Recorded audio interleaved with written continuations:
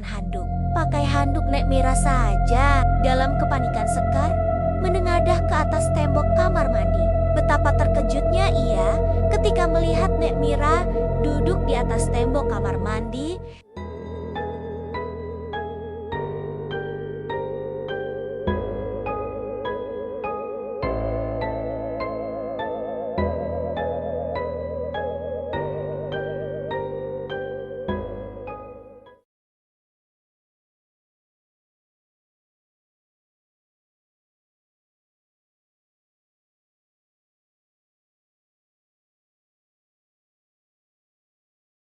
Setelah lulus kuliah kebidanan, Sekar bekerja di sebuah klinik milik iparnya. Tempat itu berada di Balaraja, di daerah Kabupaten Tangerang. Selama 2 tahun, Sekar bekerja di sana. Rasa jenuh dan bosan membuatnya iseng-iseng mendaftar CPNS. Sebenarnya ia hanya ingin tahu bagaimana rasanya mengikuti tes CPNS itu. Ia sama sekali tidak punya harapan tinggi untuk lolos. Namun, Tuhan berkata lain. Sekar ternyata lolos. Lalu ditugaskan di sebuah kampung terpencil yang berada di daerah pedalaman Cirebon. Nama kampung itu adalah Mekarsari. Bidan yang sebelumnya bertugas di sana dimutasi ke daerah lain. Dan Sekar ditugaskan untuk mengisi kekosongan di puskesmas desa setempat. Ini memang sangat jauh dari bayangan lokasi tugas yang ia harapkan, tetapi ia berniat menjalaninya dengan ikhlas karena sudah dianggap sebagai risiko pekerjaan. Sekar tidak menyangka kalau kampung itu benar-benar sangat terpencil.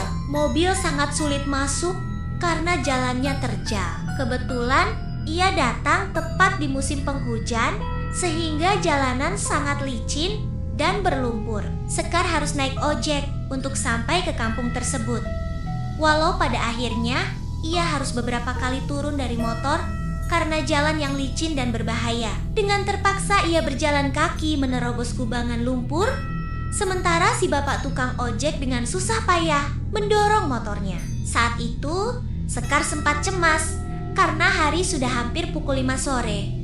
Tetapi mereka masih terjebak di jalan berlumpur. "Masih jauh ya Pak?" tanyanya sambil berusaha menyeimbangkan badan agar tidak tergelincir. Tangan kanannya menjinjing sepatu, sementara tas besar masih berada di motor. Tukang ojek itu menjawab bahwa mereka masih harus melewati hutan pinus. Setelah itu, barulah sampai di kampung Mekarsari. Memang sejauh mata memandang, di sepanjang jalan hanya terlihat hutan pinus. Perasaan Sekar semakin takut. Saat hari mulai gelap, ia baru merasa sedikit lega ketika jalanan lumpur sudah terlewati dan berganti dengan jalan berbatu. Sebenarnya Sekar takut kalau sampai tergelincir dan jatuh. Tetapi karena hari sudah gelap, ia terpaksa kembali membonceng sambil memejamkan mata. Dalam hitungan menit, akhirnya mereka tiba di desa Mekarsari. Sekar langsung turun di rumah kepala desa. Di sana ia menanyakan informasi mengenai rumah yang akan ia tinggali. Karena biasanya ada tempat khusus bagi bidan yang disediakan oleh pihak desa. Setelah berkenalan dan mengobrol sebentar, Pak Kades mengajaknya berjalan untuk mengantar ke tempat tinggalnya. Sebelum berangkat, Pak Kades sempat menyarankan agar Sekar beristirahat dulu di rumahnya. Namun karena merasa sungkan, Sekar memilih langsung beristirahat di rumah tempat praktiknya saja. Rumah itu cukup jauh dari rumah Pak Kades. Setelah berjalan kaki beberapa saat, mereka sampai di sebuah rumah yang ternyata masih berpenghuni. Sekar nantinya akan tinggal bersama pemilik rumah tersebut. Nang bidan yang lama juga dulu tinggal di sini, ucap Pak Kades. Ia kemudian memperkenalkan seorang gadis pemilik rumah itu. Namanya Dinda. Mungkin usianya sekitar 19 tahun. Pak Kades menjelaskan bahwa Dinda adalah anak yatim piatu dan putus sekolah sejak madrasah sanawiyah. Selama bertahun-tahun, ia merawat neneknya yang sudah sangat renta. Setelah Pak Kades berpamitan pulang, Sekar meletakkan tasnya di ruang tamu, lalu duduk beristirahat sambil melihat-lihat isi rumah. Rumah Dinda cukup besar. Katanya rumah itu peninggalan orang tuanya. Ada 4 kamar, tetapi hanya 2 yang terpakai. Sekar sendiri akan menempati kamar bekas bidan terdahulu. Tepat saat azan maghrib berkumandang, terdengar suara petir yang keras disusul hujan deras. Sekar bangkit dan Dinda membuka tasnya untuk menunjukkan kamar yang akan ditempati. Itu nenekku, Mbak.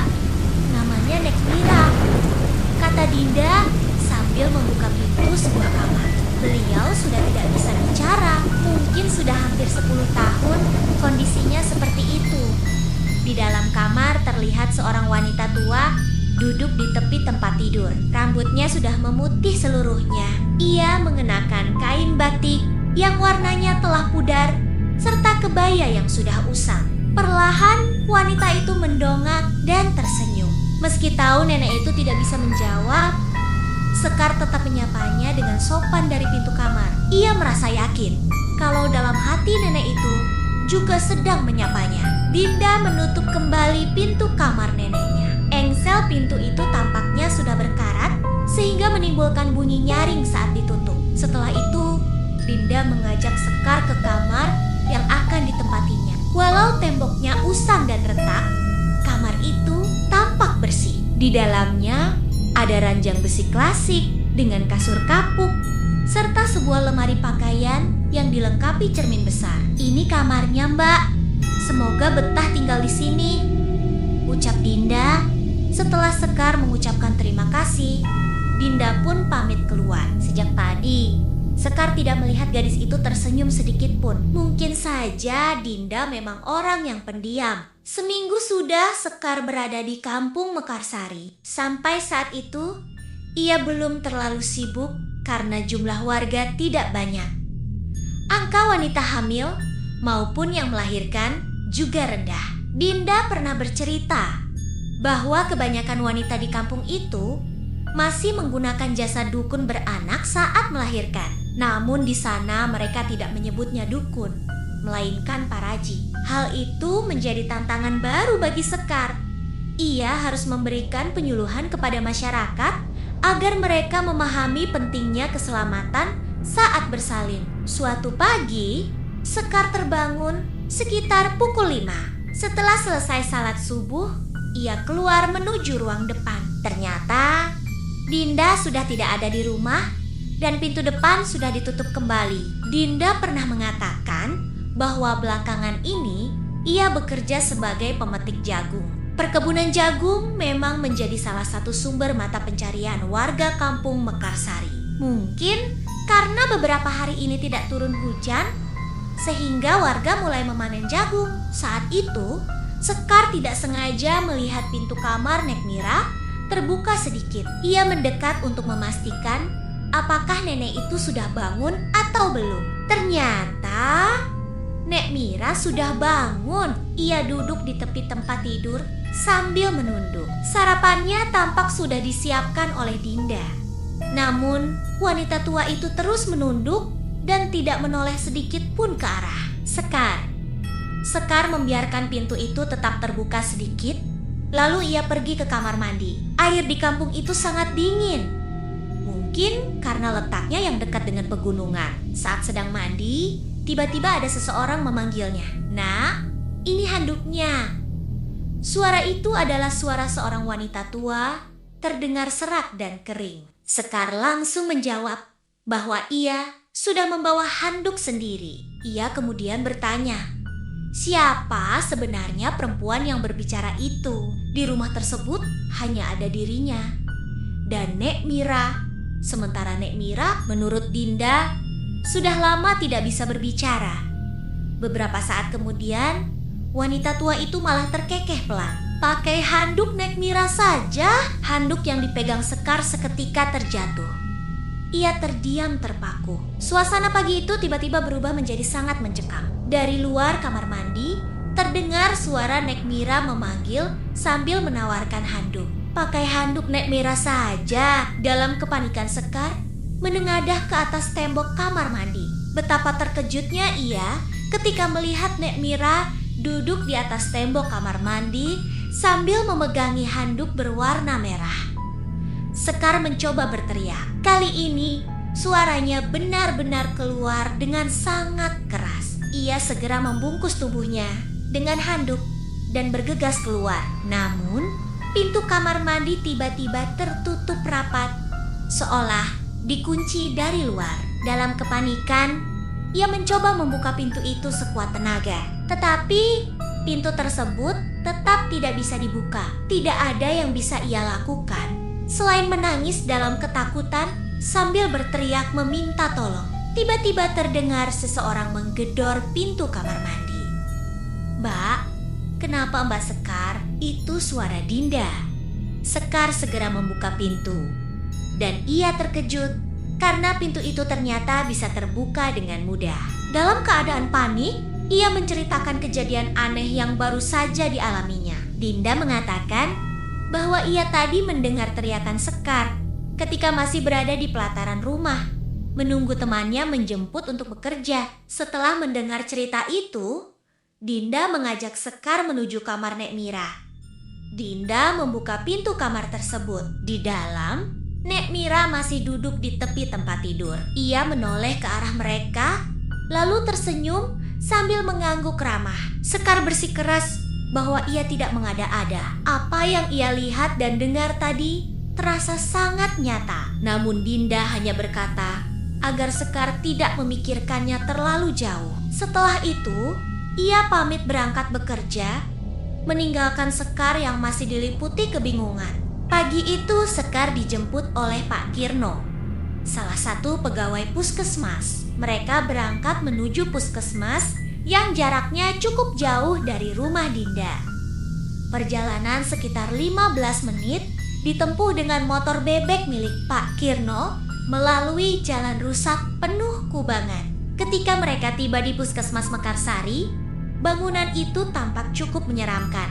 Dindingnya berlumut dan catnya sudah pudar. Di depan gedung berdiri sebuah pohon beringin besar yang cabang-cabangnya menjulur hingga di atas bangunan. Saat hendak masuk, Sekar tiba-tiba melihat seorang wanita muda berdiri di halaman belakang. Wanita itu mengenakan daster dan tampak sedang hamil tua. Ia hanya berdiri memandang ke arah mereka. Sekar bertanya kepada Pak Kirno, "Siapa wanita itu?" Namun anehnya, Pak Kirno sama sekali tidak melihat siapapun di sana. Ia hanya melihat halaman kosong.